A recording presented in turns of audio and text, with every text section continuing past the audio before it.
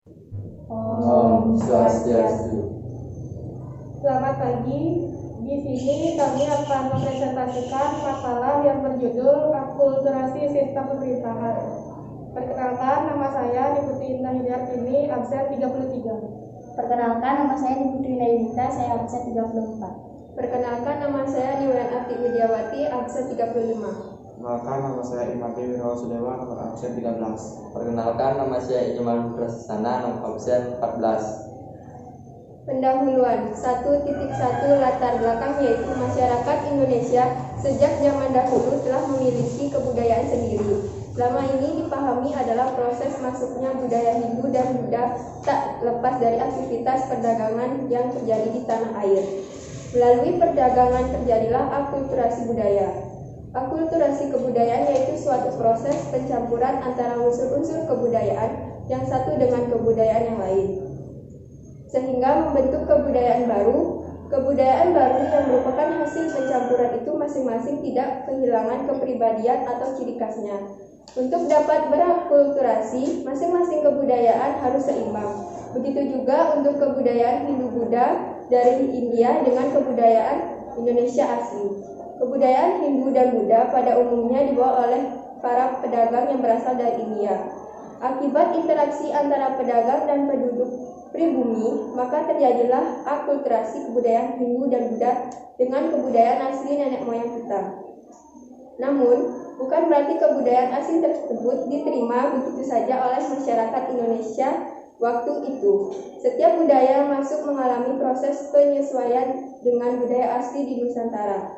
Bentuk akulturasi budaya Hindu-Buddha adalah dalam bentuk seni bangunan, seni rupa dan seni ukir, seni pentunjukan, seni sastra dan aksara, sistem kepercayaan dan sistem pemerintahan. 1.2 Rumusan masalah. 1.3 Tujuan.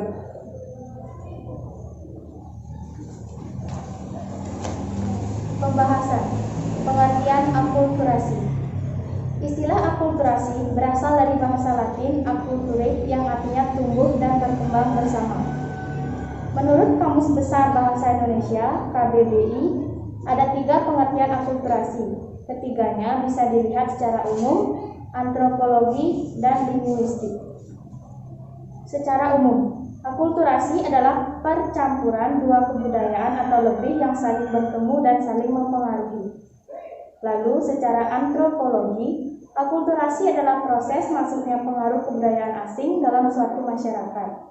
Sebagian menyerap secara selektif sedikit atau banyak unsur kebudayaan asli itu, dan sebagian berusaha menolak pengaruh itu.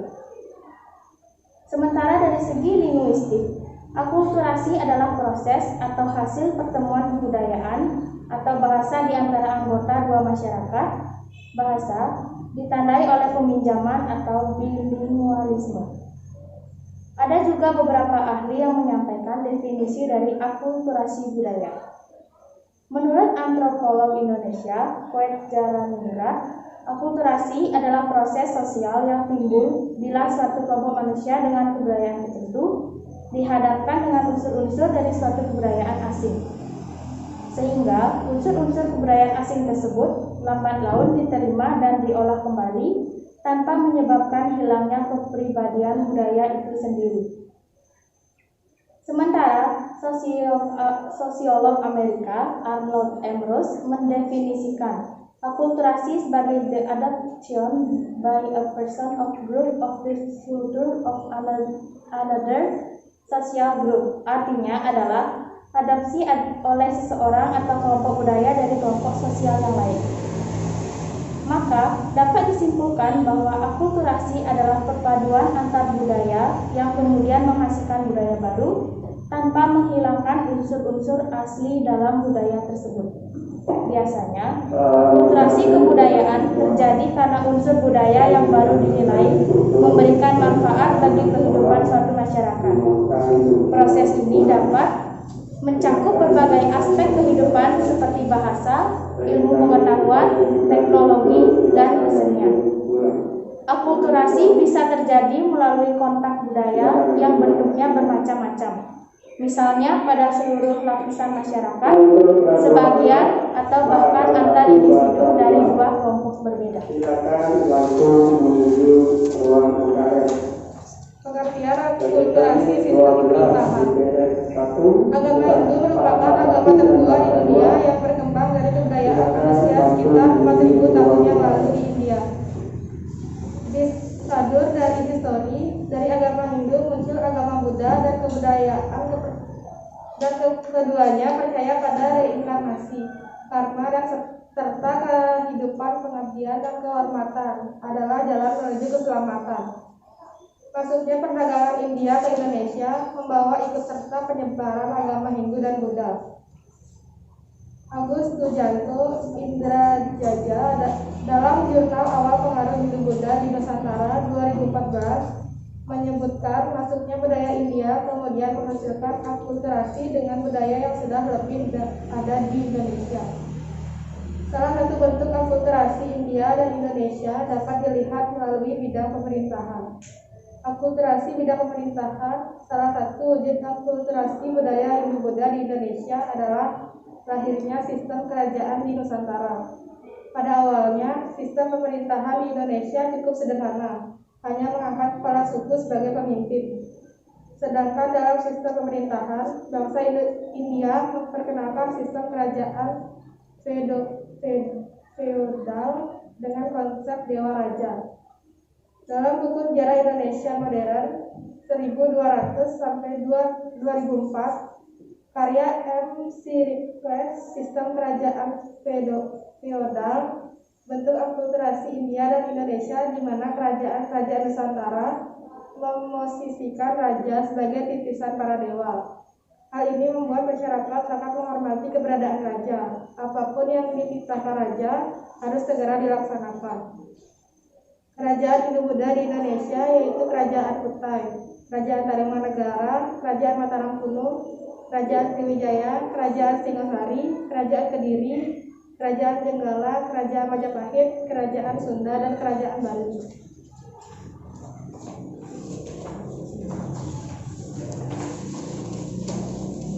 Selain sistem pemerintahan yang menganut kerajaan dengan memilih raja keturunan dewa, penggunaan bahasa Sanskerta juga digunakan di Indonesia. Dilansir dari Kamus Sanskerta Indonesia, bahasa Sanskerta adalah bahasa klasik India, sebuah liturgis dalam agama Hindu, Buddhisme, dan Jainisme, dan salah satu dari 23 bahasa resmi India. Selain itu, ada juga yang mengutip bahwa terjadinya akulturasi sistem pemerintahan terjadi setelah datangnya pengaruh India di Kepulauan Indonesia. Dikenal adanya sistem pemerintahan secara sederhana. Pemerintahan yang dimaksud adalah semacam pemerintahan di suatu desa atau daerah tertentu. Rakyat mengangkat seorang pemimpin atau semacam kepala suku. Orang yang dipilih sebagai pemimpin biasanya orang yang sudah tua, arif dan dapat membimbing, memiliki kelebihan-kelebihan tertentu termasuk dalam bidang ekonomi, berwibawa, serta memiliki semacam kekuatan gaib atau kesaktian. Setelah pengaruh India masuk, maka pemimpin tadi diubah menjadi raja dan wilayahnya disebut kerajaan. Hal ini secara jelas terjadi di Kutai. Salah satu bukti akulturasi dalam bidang pemerintahan, misalnya seorang raja harus berwibawa dan dipandang memiliki kekuatan gaib, seperti pada pemimpin masa sebelum Hindu Buddha. Karena raja memiliki kekuatan gaib, maka seolah rakyat raja dipandang dekat dengan dewa. Raja kemudian disembah, dan kalau sudah meninggal, rohnya dipuja-puja. Contoh gambar peninggalan akulturasi sistem pemerintahan. Contoh gambar di atas adalah Candi Bajang Ratu yang merupakan salah satu peninggalan kerajaan Majapahit sebagai salah satu kerajaan yang bercorak Hindu. Pengaruh Hindu Buddha dalam sistem pemerintahan adalah dikenalnya konsep pendeta ratu, yaitu raja merupakan reinkarnasi atau titisan dewa. Raja memiliki kesaktian dan berbeda dari rakyat umum. Pengaruh Hindu Buddha terhadap sistem pemerintahan. Masuknya agama Hindu Buddha ke Indonesia sudah berlangsung sejak berabad-abad lalu, tetapi pengaruh kebudayaan Hindu Buddha ini masih dapat dirasakan hingga sekarang ini oleh masyarakat. Salah satunya adanya perubahan sistem pemerintahan di Indonesia dari kesukuan menjadi monarki dengan hierarki atau tingkat. Perubahan sistem pemerintahan semasa Hindu Buddha paling jelas tampak pada model kepemimpinan dan struktur pemerintahan. Sebelum masuknya agama Hindu Buddha ke Nusantara, masyarakat Indonesia belum mengenal sistem pemerintahan. Semula pemimpinnya adalah kepala suku. Setelah Hindu Buddha, pemimpinnya adalah raja.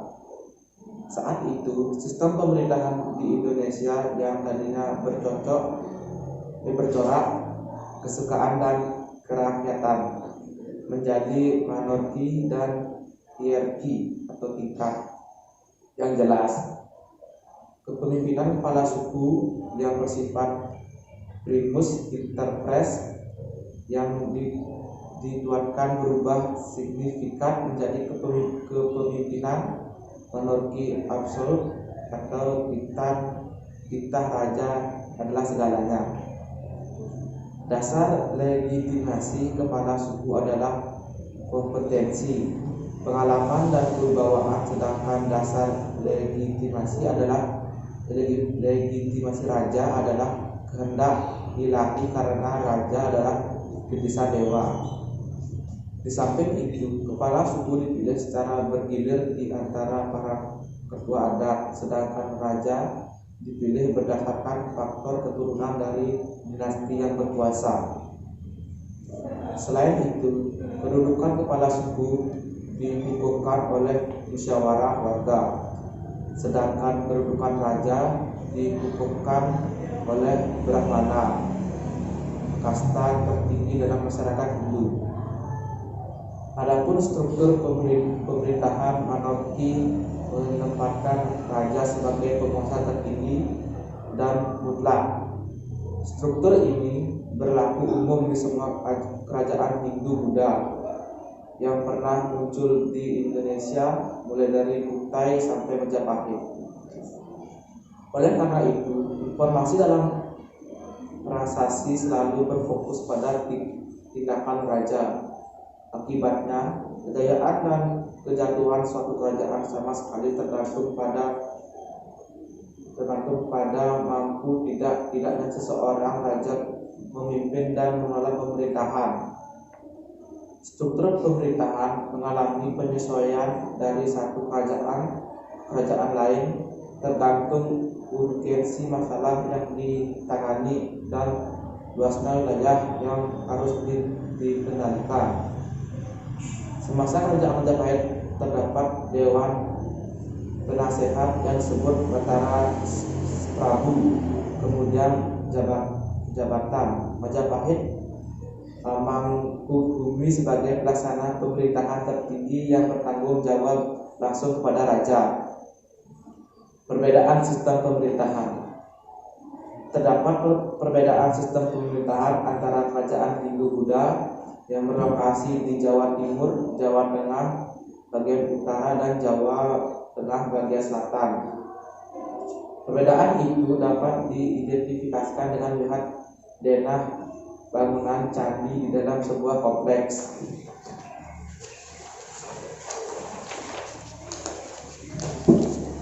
Sistem pemerintahan kerajaan di Jawa merupakan sistem federal.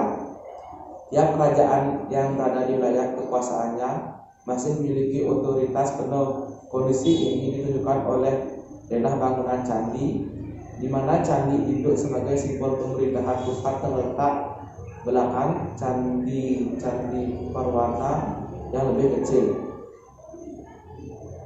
Sistem pemerintahan kerajaan di Jawa Tengah bagian selatan merupakan sistem feodal yang sentralis. Otoritas pemerintah sepenuhnya berada di pusat, yakni raja. Kondisi itu terlihat dari denah bangunan candi, di mana candi induk ditempatkan di bagian tengah dan dikelilingi candi-candi Perwara. Sistem pemerintahan kerajaan di Jawa Tengah bagian utara merupakan sistem feodal yang disentralisasi. Pemerintahan pusat mengatur kerajaan-kerajaan kecil yang sederajat dengan otonomi tertentu. Kondisi tercermin di daerah pembangunan candi, lokasi candi menyebar, dan kompleks percandian. Bukti akulturasi sistem pemerintahan. Bukti akulturasi Hindu-Buddha di Indonesia dalam bidang pemerintahan adalah adanya sistem pemerintahan kerajaan dengan raja dianggap sebagai titisan dewa, serta penggunaan nama dalam bahasa Hindu-Buddha oleh raja-raja pada masa Hindu-Buddha.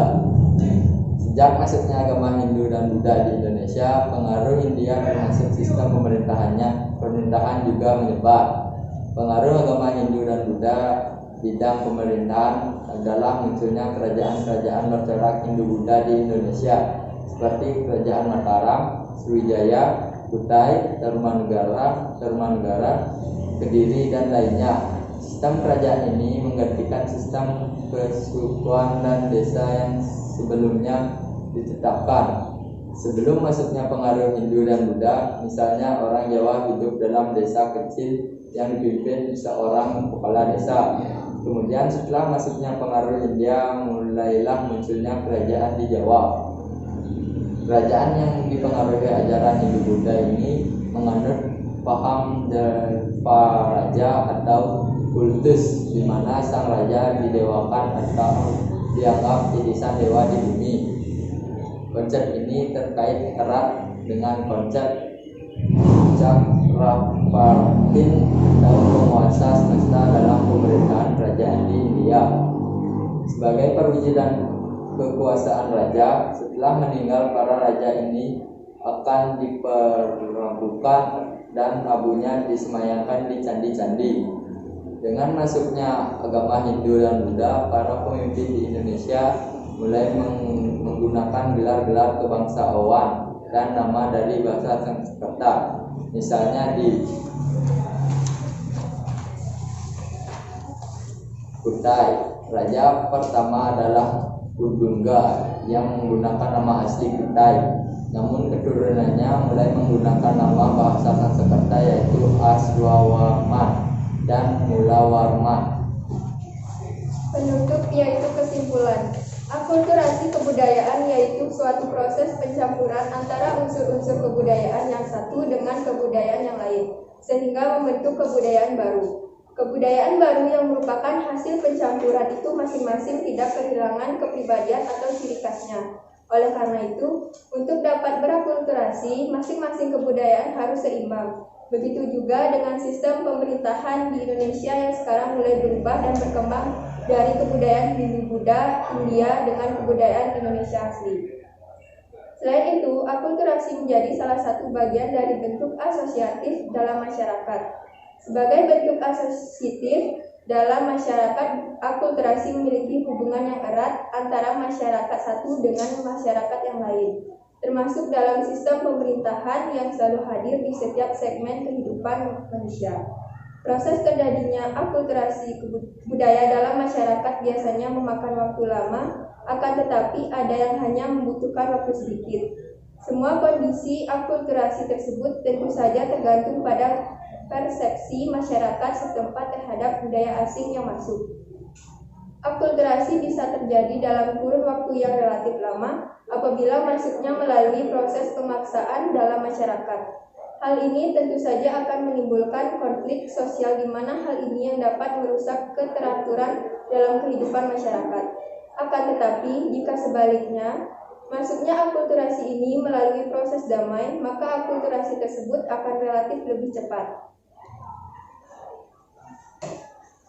Sekian presentasi dari kelompok kami tutup dengan parama sakti. Om Santi Santi Santi.